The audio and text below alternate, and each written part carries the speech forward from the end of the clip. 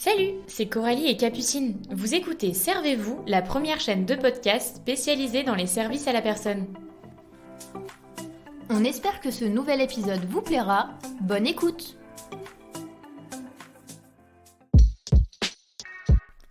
Bonjour à tous! Aujourd'hui, on se retrouve pour parler de recrutement et plus particulièrement pour évoquer un terme que l'on entend beaucoup et qui est la marque employeur. On le sait, le recrutement devient de plus en plus compliqué pour les entreprises, notamment pour certains secteurs comme celui de la santé et des services à la personne. Certains métiers sont vraiment en tension. On pense par exemple aux infirmiers, aides-soignantes ou même auxiliaires de vie ou auxiliaires de puériculture. Il n'y a pas assez de personnel, alors que du côté des structures, les postes proposés sont de plus en plus nombreux.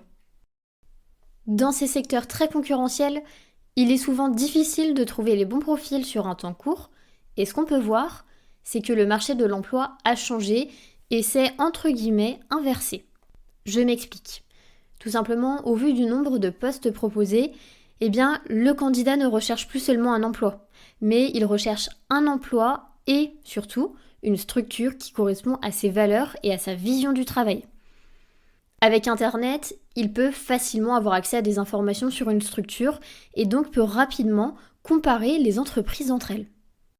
Les exigences d'un candidat sont donc différentes par rapport à avant et pour le coup, les entreprises doivent évoluer et prendre en considération ces changements. Mais alors, comment faire pour trouver de nouveaux collaborateurs ? C'est ici qu'intervient la marque employeur. On entend très régulièrement ce mot, marque employeur, mais que veut-il vraiment dire ? Avant de commencer à en parler, revenons tout d'abord sur la signification de ce terme. C'est tout simplement l'image de marque véhiculée par une entreprise auprès de ses salariés, collaborateurs et bien évidemment les potentiels candidats. Plus largement, ça touche également les clients, les prospects et les fournisseurs. La marque employeur, elle est là pour mettre en lumière une structure en valorisant son image. Les objectifs RH sont multiples. Tout d'abord, elle permet d'attirer et recruter de futurs collaborateurs, et pas n'importe lesquels, ceux qui correspondent au mieux à la vision de l'entreprise. Il permet également de fidéliser les salariés et donc de réduire le turnover, qui est le but pour chaque entreprise. Il a également un objectif financier, car cela permet également de réduire le coût d'embauche. Comme on a pu évoquer précédemment, certains secteurs connaissent une forte concurrence et donc la marque employeur est un bon atout pour réussir à se différencier. Donc travailler sa marque employeur, c'est travailler sur l'identité de son entreprise et réfléchir aux petits plus qui permettent de se démarquer et d'être différent des autres. C'est un outil maintenant primordial pour les ressources humaines qu'il ne faut donc pas négliger, d'où l'intérêt d'en prendre soin et également de bien la mettre en avant.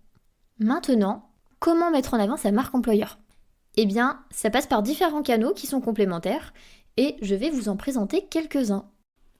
L'une des premières portes sur laquelle les potentiels candidats d'une entreprise vont tomber, ce sont souvent ses offres d'emploi. Pour certains métiers, ce n'est pas le choix qu'il manque, alors il est dans l'intérêt de l'entreprise de créer des offres attractives. On est tous d'accord pour dire qu'un candidat, il ne reste pas 5 minutes à lire une offre. Elle doit donc lui permettre de comprendre rapidement le poste et l'entreprise. Dans ce cas, la marque employeur est primordiale pour attirer l'œil du candidat. Il ne s'agit plus ici de détailler simplement les missions qui sont proposées, mais plutôt de donner envie au candidat de travailler et s'épanouir au sein de l'entreprise. Je pense qu'ici, il ne faut pas avoir peur de sortir du cadre assez formel d'une offre d'emploi, mais plutôt se différencier en montrant la véritable image de son entreprise, ses valeurs, et ça passe par différents points. Déjà, présenter sa structure, pourquoi pas son histoire, peut être un point important pour un candidat afin qu'il en sache plus dès le début. Le cadre des travail est un sujet qui peut aussi être abordé facilement dans une offre et peut donner de l'intérêt à celle-ci. Si l'entreprise, par exemple, a des locaux sympas, spacieux, un espace dédié aux salariés ou même un extérieur, une localité intéressante ou autre, ça peut être le moment de le mettre en avant. Les conditions de travail sont également un point à aborder.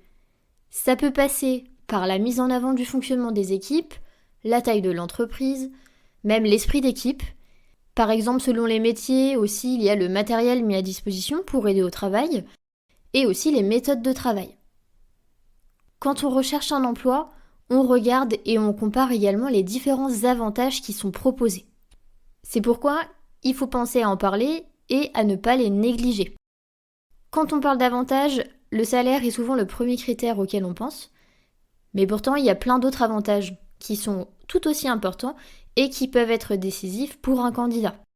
Donc ça peut être des avantages classiques, comme des tickets resto, des primes, des RTT, mais ça peut aussi être lié à l'aménagement du temps de travail pour l'équilibre vie pro, vie perso, qui est très importante.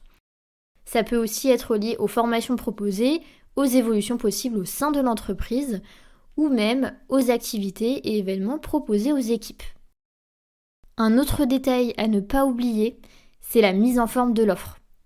Si on se met à la place d'un candidat, voir un pavé de texte, ça ne donne vraiment pas envie. Donc, selon les job boards sur lesquels sont publiées les offres, souvent ils proposent une mise en forme. Donc ça peut être des caractères gras, italiques, soulignés, des emojis ou même des listes de points. Donc mettre justement en forme son offre d'emploi, eh bien c'est plus facile de mettre en lumière des éléments clés et structurer aussi son offre. Pour conclure sur les offres d'emploi, elles doivent véhiculer et faire comprendre aux candidats les valeurs de la structure. Les futurs candidats doivent en avoir connaissance car l'une d'entre elles fera sûrement écho à ses propres valeurs. Ça peut donc avoir un intérêt de communiquer sur ces valeurs, surtout pour les jeunes générations qui ne sont pas forcément attachées au type de contrat, par exemple le CDI. La marque employeur, c'est communiquer sur les leviers de l'épanouissement du candidat. Ces leviers, ça va être l'efficacité personnelle, le sens du travail, les intérêts et le plaisir à venir chaque matin. Ça passe aussi par la reconnaissance, l'autonomie, les bonnes relations au sein des équipes, le développement personnel et professionnel, et pour finir, l'équilibre entre vie pro et vie perso. Quand un candidat fait une recherche d'emploi, eh bien il va se renseigner sur les entreprises justement qui proposent ces offres. Par rapport à ça, il va souvent sur le site internet de celle-ci. Le site se doit de véhiculer l'image de l'entreprise. Donc il doit être mis à jour régulièrement avec des nouveaux contenus et également des actualités sur la structure. Sur le site, avoir par exemple une page de type « Qui sommes-nous » peut aussi être un atout, puisque on peut facilement, sur cette page, raconter l'histoire de l'entreprise depuis sa création jusqu'à aujourd'hui. Donc déjà, c'est intéressant pour le candidat et ça permet de voir un petit peu comment évolue l'entreprise. C'est aussi rassurant pour le candidat de voir que la société, elle est pérenne. Sur cette page, quelque chose de sympa, ça va être de mettre en avant les équipes pour humaniser un maximum la structure et ça peut permettre au candidat de se projeter aussi plus facilement au sein de l'entreprise et des équipes. Si on parle de contenu, les vidéos et les photos sont très appréciées et bien plus faciles à consulter qu'un texte. Je pense qu'il ne faut pas hésiter à agrémenter son site avec ce type de contenu, notamment en faisant parler par exemple les salariés dans des vidéos qui mettent en avant l'entreprise. Sur leur site internet, certaines structures ont fait le choix de créer un site carrière, c'est-à-dire un site ou une page qui notamment répertorie toutes les offres d'emploi qu'elles proposent. Pour moi, c'est une bonne idée puisque ça permet au candidat de voir l'ensemble des postes proposés pour trouver celui qui lui convient le mieux. Imaginons un candidat tombe sur une offre d'emploi en CDD, mais lui pensait plutôt avoir un CDI, eh bien, en regardant cette page, il peut justement vérifier s'il n'y a pas un poste qui lui convient et qui est proposé en CDI.